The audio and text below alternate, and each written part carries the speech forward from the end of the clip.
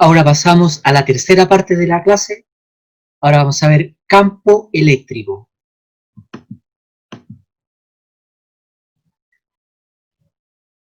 Ya vimos que dos cargas interactúan eléctricamente al experimentar una fuerza eléctrica, pero esa interacción también se puede entender como una carga interactuando con el campo que genera la otra carga.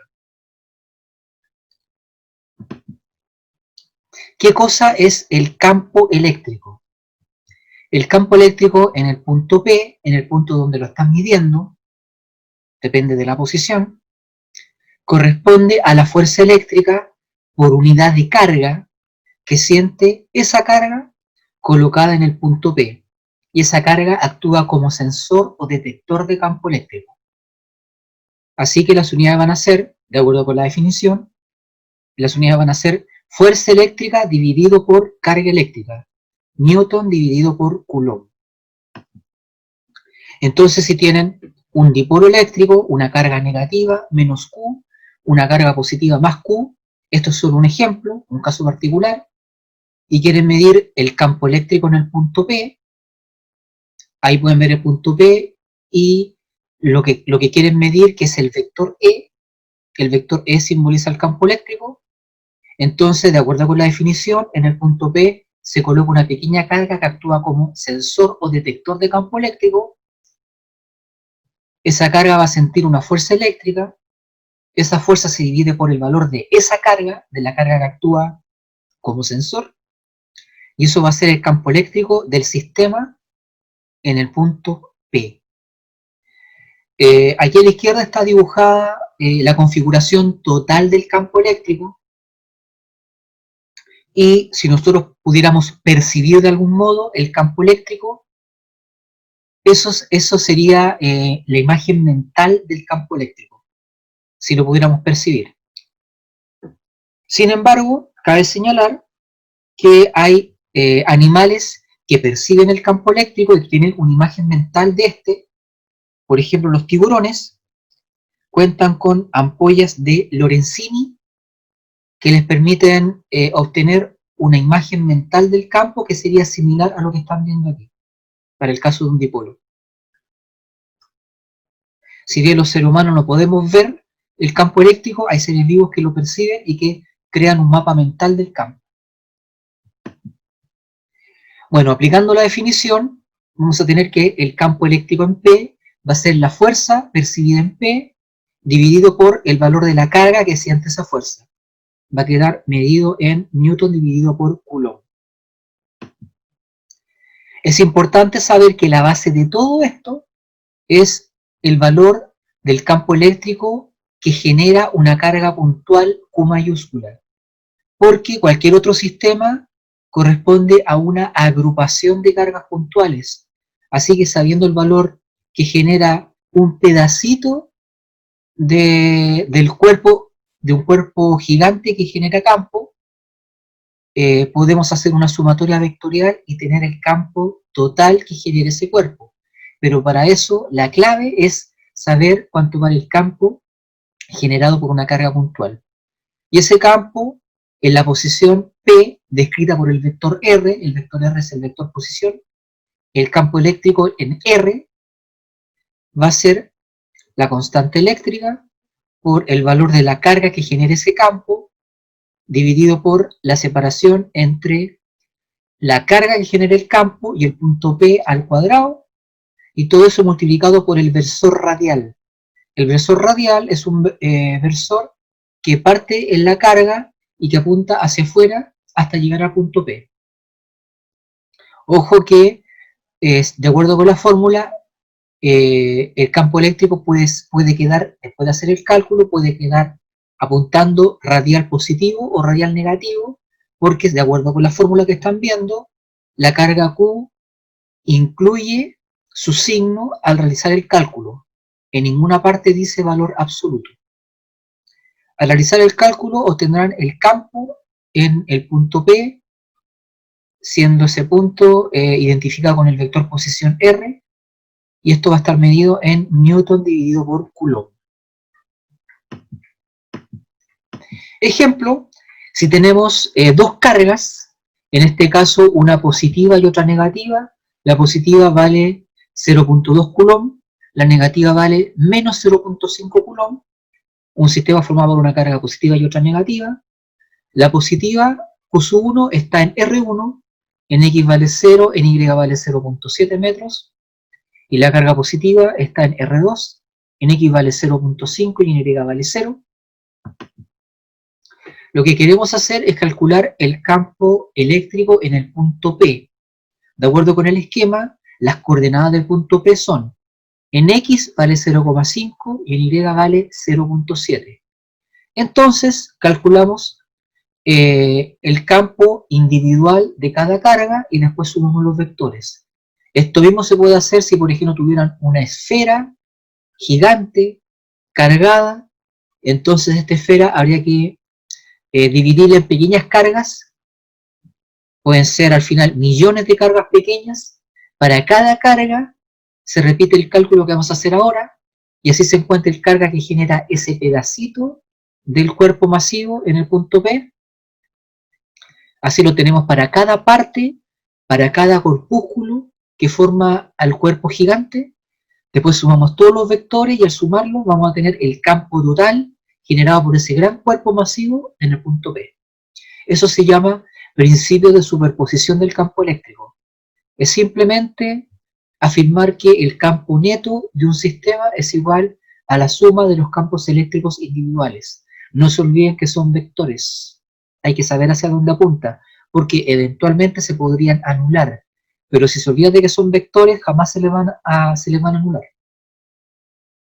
Bueno, el primer campo, el campo 1 generado en el punto P, es decir, el campo 1 generado en X igual a 0,5, Y igual a 0.7, va a ser la constante K por la carga 1, que es 0,2, dividido por la separación entre la carga 1 y el punto P, al cuadrado. Esa separación, de acuerdo con el esquema y los datos, vale 0.5. Y todo eso multiplicado por el versor radial. Para la carga 1, el versor radial es un vector unitario que apunta positivo en el eje X. Y ese versor es en X vale 1 y en Y vale 0. Cuando realicen el cálculo les va a dar en X 7.2 por 10 a la 9 y en Y 0, newton sobre coulomb. Ahora calculamos el campo de la carga 2.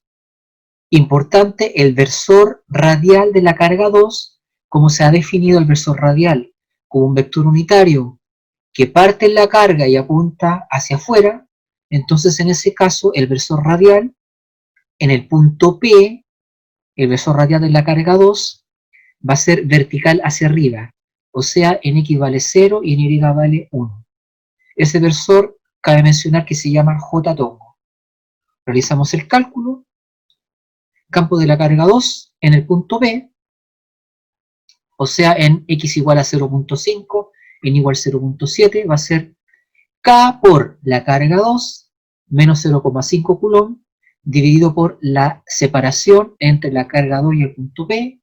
De acuerdo con los datos, esa separación es 0.7 metros, eso va al cuadrado, y todo eso multiplicado por el versor radial para el caso de la carga 2 y el punto P. Ese versor radial es J tongo, o sea 0,1. Cuando realicen el cálculo les va a dar en X igual a 0 y en Y menos 9.18 por 10 a la 9 newton sobre coulomb.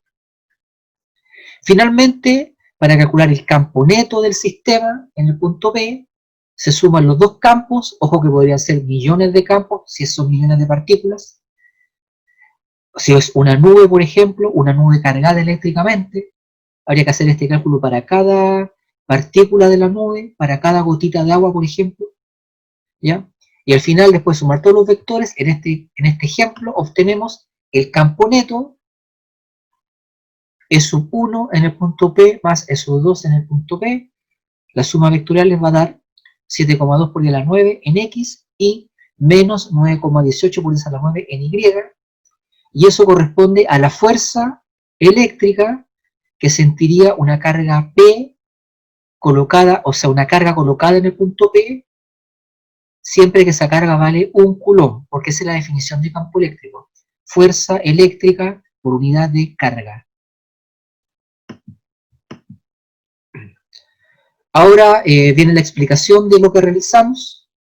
Calculamos el campo eléctrico neto en el punto P, ahí lo están viendo dibujado. En X es positivo, apunta hacia la derecha.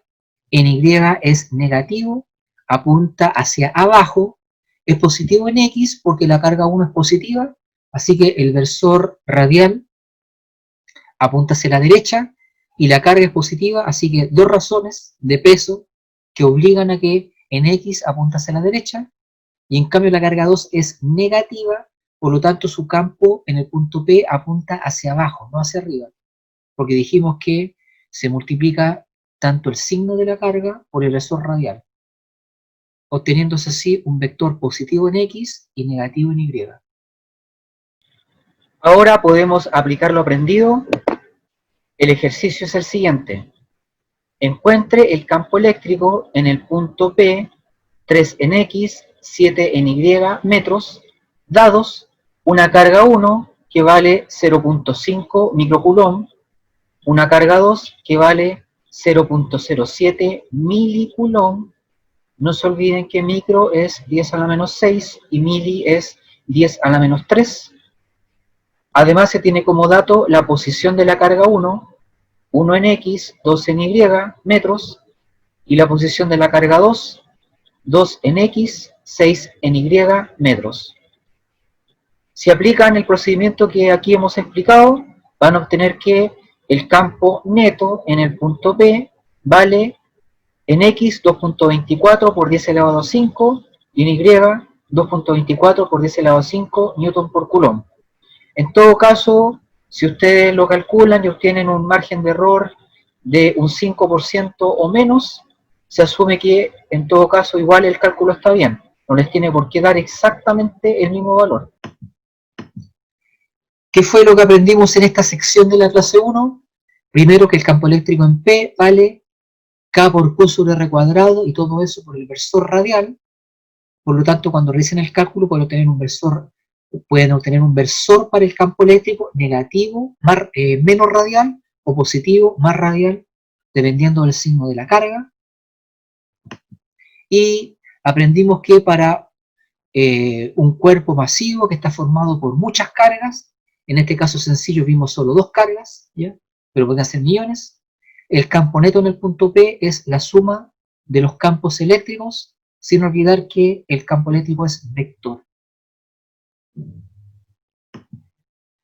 Para profundizar estos temas pueden revisar Paul Tipler, año 2011, Física, Conceptos y Aplicaciones, de editorial McGraw-Hill, y Física Universitaria de John Friedman, Sears y Szymanski.